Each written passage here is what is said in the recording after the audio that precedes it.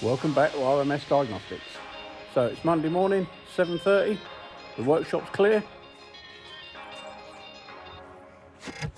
Car park's fairly clear. 4 cars ready to go. Let's get on with the week.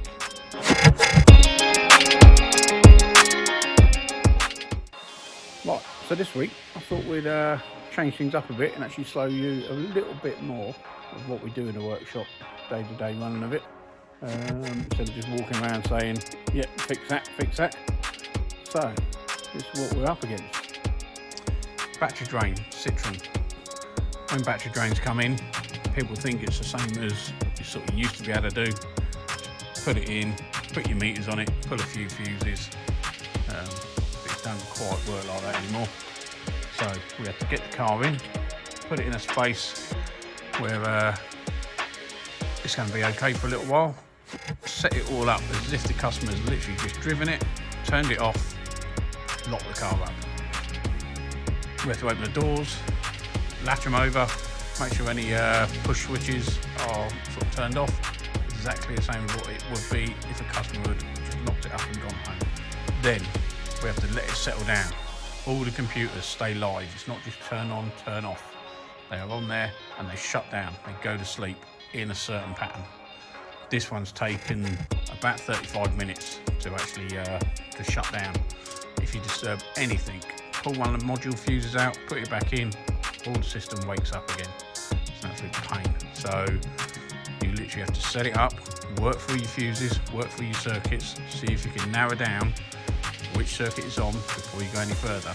If you disturb anything, you open your door, anything like that, so you have to set it in a way that you can get inside your doors, get some testing done without going too deep into it, without disturbing too much of it. So yeah, it's not quite as simple as you think, but this might sit here for 2-3 days now. Spend an hour on it, let it all settle down. Try something, let it settle down. As soon as you disturb it, you have to let it settle down for another 35-45 minutes. So when we ask them to be in for a couple of days, it's not because we want to work on them for 2 days. You can only do a certain amount before you have to let it shut down again, recheck it. Has it changed anything? Hasn't it changed anything? So not quite as simple as people think. And then we've got an ABS fault on this Mercedes. Again, we've narrowed it down, but we've had to test it completely. Stripped it all out. But again, it's not just plugging the computer in, it tells you which sensor it is. It narrows it down, but you need to make sure the wiring integrity is all okay. And then you have to strip everything out. Front wheel off, inner dirt guards out, just to get to the plugs to be able to carry on testing. Make sure we've got everything down from the ABS unit.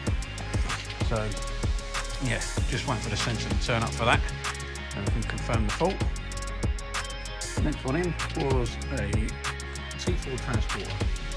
So coming with no speedo, have a check through, gave it a code scan, said that the speed sensor inside the gearbox is faulty, so we stripped it out, checked the wiring down to there, we'd lost our lines. So these do suffer with faults in the wiring loom, but we checked that out.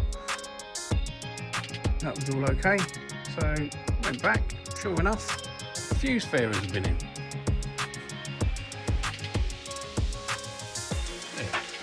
The fuse is meant to be here, just not there. Customers never really admit that they've done anything. They were checking fuses the night before, checking for a headlight fault or something, took that one out, put it in the wrong place, who knows.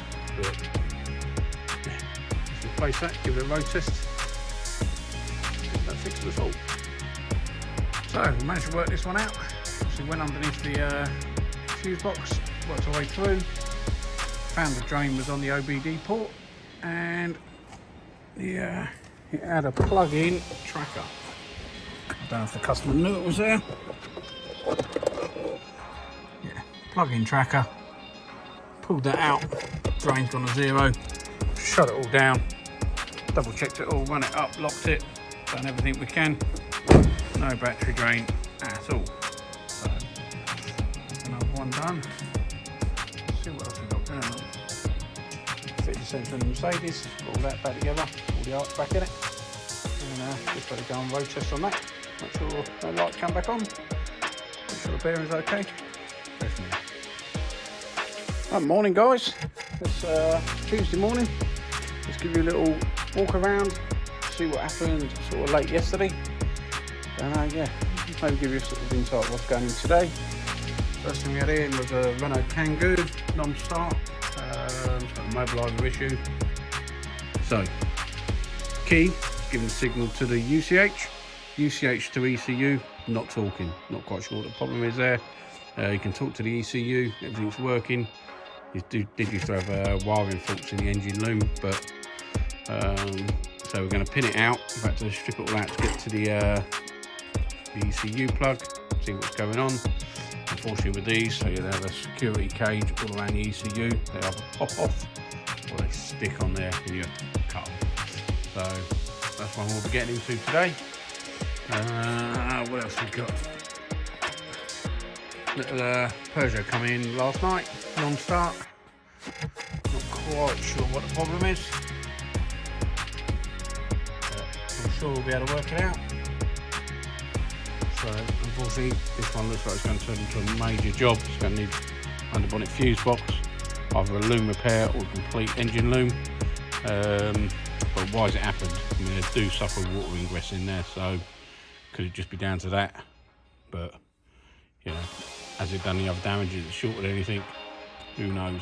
So right, what else we got? So Citroen's all done. That's had the that had a tracker in it. And then what else we got? Mercedes Sprinter 2016 battery drain, very similar amount of drain to the other one. Traced that right the way through. Worked out it had a fault on the lighting circuit, so traced it back, checked all the lighting circuit, no fault codes, everything seemed okay. Started stripping out, started disconnecting some parts. And funny enough, they decided to add a tracker behind here, straight into the switch, tucked right out the back. So yeah, not fun. So people have been asking what we use to find these battery drains. So you set the car up, as I said yesterday, set it up as if the car had gone to sleep as the customer's locked it up. Then you can go around all your fuses, make sure you set it into a place where you can do it, but you cannot disconnect any fuses. So we've got amp hound. That's a cracking little bit of kit. You literally go between both terminals on the fuse, does a volt drop test. It knows the resistance of the fuse because you actually set it, whether it's a mini fuse, maxi fuse, etc. And what amp it is, then yeah, does its own calculation, works it right out. Thermal imaging camera. Just add it to your phone. And then yeah, if there's anything warm in the car, that might point you in a direction, and then you can work back from there. Unfortunately with this one, you know, it was tucked middle of the dash in its own little bit of air, wasn't touching anything, wasn't making anything warm.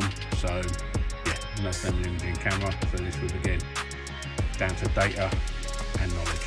So that's another one, guys. Let's get the workshop open and see what comes in today.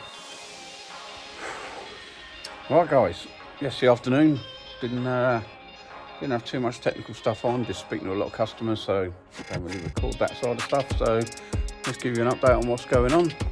The little Peugeot here is all burnt out. I spoke to the customer on that one. She's given us the authorisation to strip it all back, find out how far the damage has gone, you know, see what parts are available, all that sort of stuff. So we'll get into that today, give her some sort of idea tomorrow on whether it's repairable, how much it's going to cost as a guesstimate. She's quite happy to spend a few grand on that instead of changing the car, so it may be repairable. We'll have to have a look. Had a little van turn up, non-start or bad running after the customer fitted a load of racking in the back. So yeah, we're just running through that one. We've had Clio 172 turn up. These things are nightmares, so you want to do anything on them. Top of the dash off, which we're just stripping out. It's got an aftermarket immobiliser in it as well. Absolutely no ignition lights on at all, so we're just going to run through that, find out what's going on. So yeah, the main thing is speaking to customers. We've got a Is it 2006? Yeah, 2006 Transporter. They're a nightmare apparently for ABS units. We've had a quick look into it, no codes will clear, or we got comms and everything, but no codes will clear. So we just need to do some investigation into that. But apparently a real common module on them, and I don't know if they're not available new or something, but second hand they're like 1,500 quid for an ABS unit. So they're like £500 faulty. So there must be an issue going on with them. Again, spoke to the customer, confirmed what we're going to be doing, find out what we can do for her. And yeah, so let's get into these jobs today, and I'll give you an update a bit later.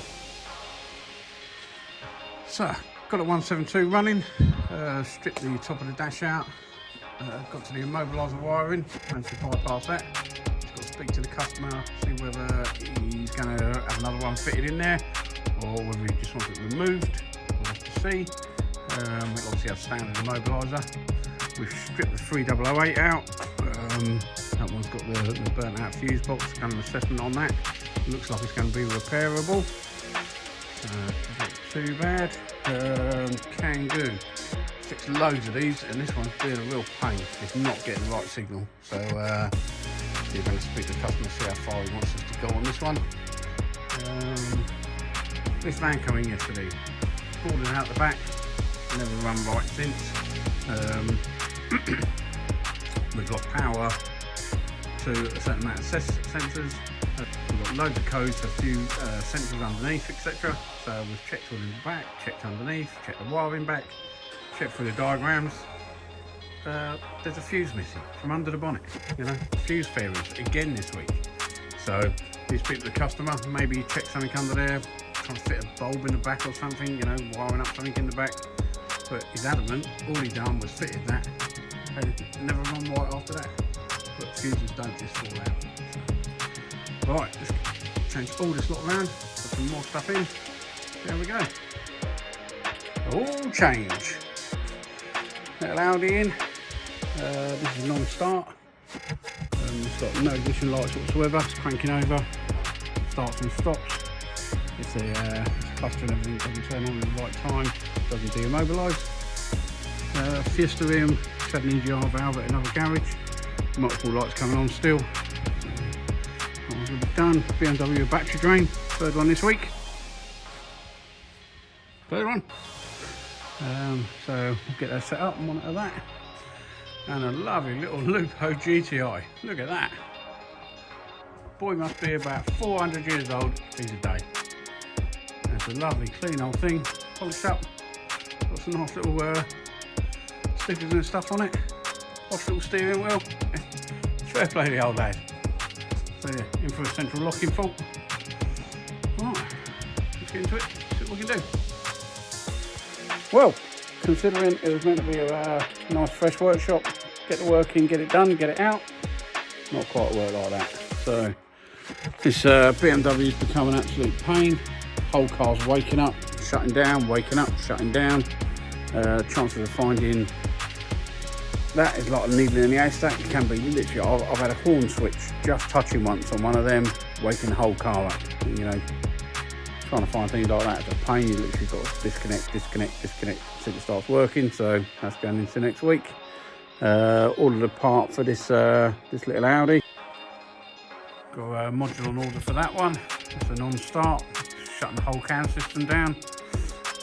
Got this Fiesta yesterday afternoon. We started looking at the wiring fault on that for an EGR valve, and if we started moving the engine wiring, fault would come and go. So we stripped it all out. Since we stripped it, it keeps coming, going. It's its own sort of pleasure. So we've spent all afternoon on that trying to trace it, and there's no rhyme or reason. You move one bit, it comes and goes, move a different bit, comes and goes. So yeah, so we'll spend a bit more time on that one. As you can see, we're strip down, and yeah, can't quite see where it's going. So that one's in. Little number plate fault on this. It's meant to just be a quick, easy one. Just find where a wire went. It worked out, it had corrosion in the step down here. So stripped all that out, got that one done. But unfortunately, yeah, it's been a real bitty week. Awful. Kangoo no go yet.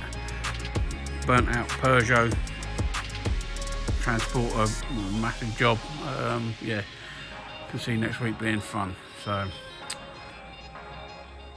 I'll see you next week, and hopefully we'll have a better one. Cheers, guys.